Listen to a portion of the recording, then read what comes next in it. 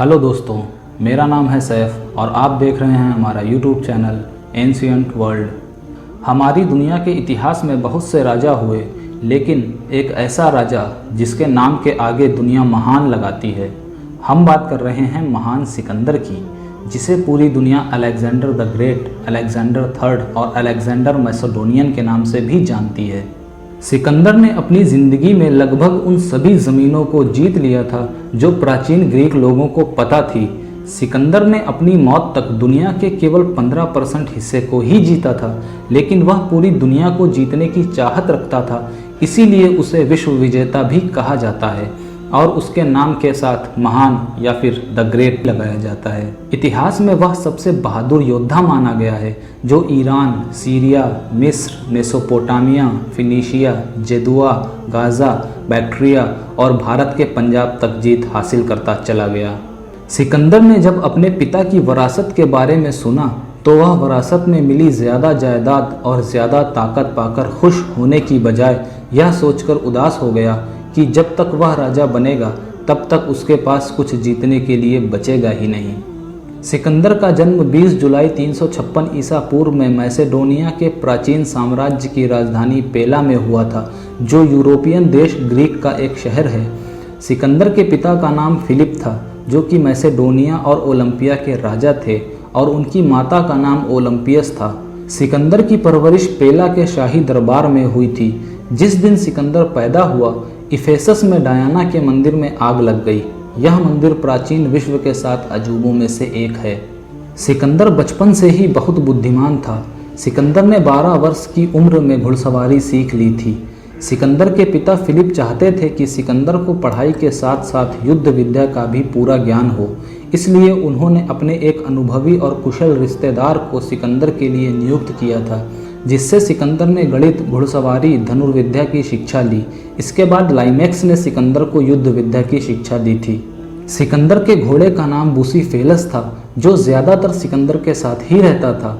इस घोड़े को बेचने के लिए कुछ व्यापारी जब राजा फिलिप के पास आए, तब कोई भी इस घोड़े को अपने काबू में नहीं कर सका, जिसके बाद व्यापारी घोड़े को लेकर वापस जाने लगे। फिर सिकंदर ने कहा, शर्म की बात है कि इतने शानदार घोड़े को सिर्फ इसलिए जाने दिया जा रहा है क्योंकि कोई उसे ठीक तरीके से काबू नहीं कर पा रहा। यह सुनकर पिता फिलिप ने सिकंदर से कहा कि क्या तुम अपने से बड़े लोगों को यह दिखाना चाहते हो कि तुम इसे काबू कर लोगे? तो सिकंदर ने साहस से भरकर कहा, हाँ, मैं इसे काबू कर सकता हूँ। इस पर सब हंसने लगे, लेकिन सिकंदर समझ चुका था कि यह घोड़ा अपनी ही परछाई से डरता है, और इसीलिए सिकंदर ने पहले घोड़े का मुंह सूरज की तरफ किया और फिर उस पर बैठ गया। फिर उसी दिशा में थोड़ा सा चलाया। जब भी वह डरता या बेचैन होता तो सिकंदर उसे प्यार से थपथपा देता। उसके बाद सिकंदर ने बुसीफेलस को पूरी रफ्तार से भगाया और अपनी आवाज़ से उसको संभालता रहा। जब सिकंदर वापस आया तो राजा फिलिप ने कहा, बेटे, तुम अपने लायक राज्य बनाओ, मैसेडोनिया तुम्हारे लिए बहुत छोटा है। जब सिकंदर 13 साल का हुआ तो उनके पिता ने सिकंदर के लिए अरस्तु को उसका शिक्षक बनाया। अरस्तु ने सिकंदर को करीब 3 सालों तक साहित्य की शिक्षा दी। वहीं सिकंदर जैसे प्रतिभाशाली व्यक्ति को निखारने का काम भी अरस्तु ने ही किया था।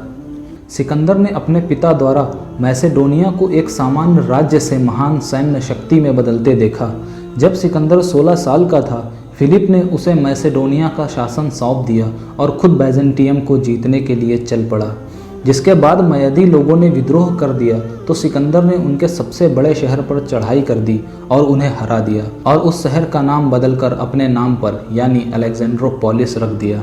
दुनिया के किसी भी हिस्से को जीतने के बाद सिकंदर वहां अपने नाम से एक शहर बसाकर अपनी जीत को सेलिब्रेट करता था। 329 ईसा पूर्व में अपने पिता की मौत के बाद सिकंदर राजा बना। उस समय उसकी उम्र लगभग 20 वर्ष थी। सिकंदर ने राजा बनने के बाद मैसेडोनिया के आसपास के राज्यों को जीतना शुरू कर दिया। उसने सबसे पहले यूनान के रास्ते में अपनी जीत दर्ज करवाई और फिर वह एशिया माइनर की तरफ बढ़ा।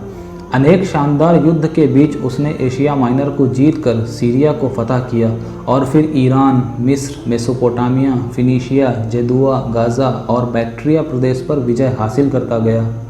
मिस्र में 327 ईसा पूर्व में उसने अलेक्जेंड्रिया नाम का एक नया शहर बसाया, जहां उसने एक विश्वविद्यालय की भी स्थापना की।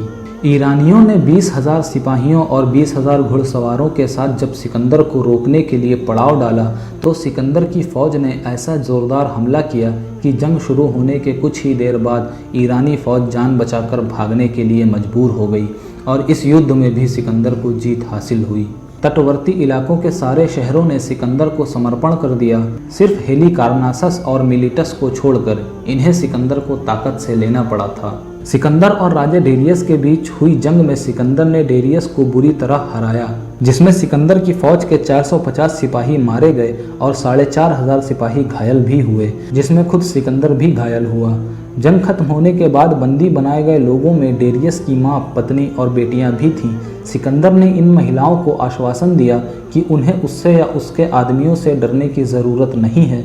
उसने डेरियस से साम्राज्य के लिए लड़ाई की है, ना कि किसी व्यक्तिगत वजह से। उसने उन्हें भरोसा दिलाया कि उनकी हैसियत के हिसाब से ही उनके साथ व्यवहार किया जाएगा और उन्हें वह सब मिलेगा जो डेरियस के यहाँ उन्हें मिलता था। जब सिकंदर ने ट्रॉय शहर पर कब्जा कर लिया, जिसके बाद डेरियस ने सिकंदर को खत लिखा और अपने बंदियों को छुड़ाने के लिए एक बड़ी रकम और अपनी बेटी को सिकंदर की पत्नी बनाने की पेशकश की।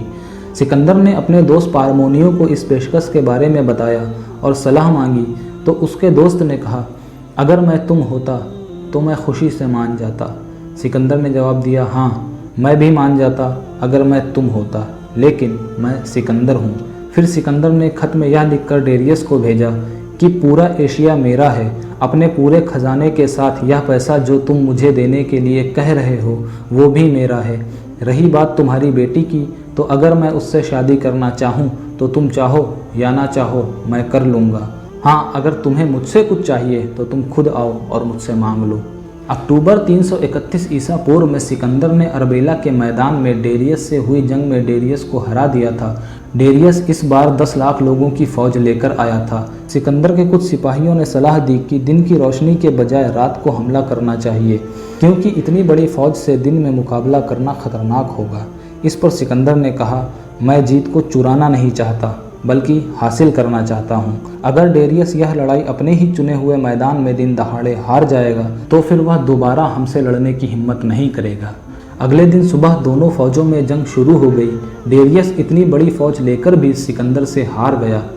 328 ईसा पूर्व में सिकंदर ने एक मुश्किल जंग के बाद बैक्ट्रिया पर जीत हासिल की और बंदी बनाए गए लोगों में उसने राजा की बेटी रोक्साना को देखा और उसने उससे शादी कर ली। सिकंदर चाहता तो उसे ताकत से अपना बना सकता था, लेकिन उसने पूरे बैक्ट्रियन रीति रिवाजों के साथ एक औपचारिक शादी की। बैक्ट्रिया पर जीत हासिल करने के बाद सिकंदर ने भारत पर आक्रमण किया।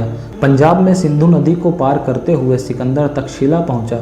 तक्षशिला के राजा आम्भी ने जब सुना कि सिकंदर आ रहा है तो उसने इंतज़ार नहीं किया और खुद उससे मिलने चला गया और उसने सिकंदर से कहा कि हम एक दूसरे से लड़ाई क्यों करना चाहते हैं, मेरे पास जो भी है मैं आपके साथ बांटने को तैयार हूँ। सिकंदर आम्भी के व्यवहार से बहुत खुश हुआ और उसने जवाब दिया, तुम मुझे जितना दोगे मैं तुम्हें उससे ज़्यादा वापस दूंगा। इसके बाद आम्भी ने बहुत सारे उपहार सिकंदर को भेंट किए, लेकिन सिकंदर ने उससे भी ज़्यादा कीमती उपहार बदले में दिए और 1000 सोने की अशर्फियाँ भी दी। इस उदारता को सिकंदर के दोस्तों ने पसंद नहीं किया, लेकिन इसने बहुत सारे भारतीयों का दिल जीत लिया। इसके बाद सिकंदर तक्षशिला से होते हुए राजा पुरु के साम्राज्य की ओर बढ़ने लगा, जो झेलम नदी और चेनाब नदी के बीच में था। राजा पुरु को यूनानी इतिहासकारों ने पोरस के नाम से संबोधित किया है। राजा पोरस के राज्य पर हक जमाने के मकसद से सिकंदर और राजा पोरस के बीच जंग हुई, जिसमें राजा पोरस बहुत बहादुरी के साथ लड़े, लेकिन काफ़ी संघर्ष और कोशिशों के बावजूद भी राजा पोरस को हार का सामना करना पड़ा। वहीं इस जंग में सिकंदर की फौज को भी भारी नुकसान पहुंचा। इस जंग में राजा पोरस को हार का सामना करना पड़ा, लेकिन सिकंदर को पोरस की बहादुरी ने बहुत प्रभावित किया। राजा पोरस की बहादुरी को देखकर सिकंदर दंग रह गया, जिसके बाद सिकंदर ने राजा पोरस से दोस्ती कर ली और उसे उसका राज्य और कुछ नए इलाके भी दे दिए। ऐसा भी कहा जाता है कि राजा पोरस ने सिकंदर को हरा दिया था, लेकिन यूनानी इतिहासकारों ने सिकंदर का सम्मान बनाए रखने के लिए उसकी हार को पोरस की हार में बदल दिया। पोरस से जंग के बाद सिकंदर की सेना ने छोटे गणराज्यों के साथ लड़ाई की। इसमें कठ गणराज्य के साथ हुई लड़ाई काफ़ी बड़ी थी। इन सभी गणराज्यों ने सिकंदर को काफ़ी नुकसान पहुंचाया, जिसके बाद सिकंदर ने भारत से लौटने का फैसला कर लिया और अपनी फ़ौज को लेकर भारत छोड़कर चला गया। 324 ईसा पूर्व में सिकंदर ने राजा डेरियस की बेटी स्टैटिरा को अपनी पत्नी बना लिया और उसी समय सिकंदर ने अपने दोस्तों की भी शादी करवाई। पूरी दुनिया पर राज करने का सपना देखने वाला सिकंदर जब 323 ईसा पूर्व में बेबीलोन पहुंचा तो वहां उसे तेज बुखार हो गया और 32 साल की उम्र में 10 जून 323 ईसा पूर्व को सिकंदर ने दुनिया को अलविदा कह दिया। केवल 10 साल में ही इस योद्धा ने अपने छोटे से राज्य का विस्तार कर एक विशाल साम्राज्य स्थापित कर लिया था। हालांकि उसकी मृत्यु के बाद उसका साम्राज्य बिखर गया और उसमें शामिल देश आपस में ताकत के लिए लड़ने लगे। सिकंदर की मौत के बाद जब उसकी अर्थी को ले जाया जा रहा था तो सिकंदर के हाथ बाहर लटके हुए थे, क्योंकि उसने मौत से पहले कहा था कि जब मेरी मौत हो जाए तो मेरे हाथ अर्थी के अंदर मत रखना। सिकंदर चाहता था उसके हाथ अर्थी के बाहर रहें और पूरी दुनिया ये देखे कि जिसने दुनिया को जीता उसके हाथ भी खाली हैं। जैसे इंसान खाली हाथ दुनिया में आता है वैसे ही खाली हाथ उसे जाना पड़ता है, चाहे वह कितना भी महान क्यों ना हो।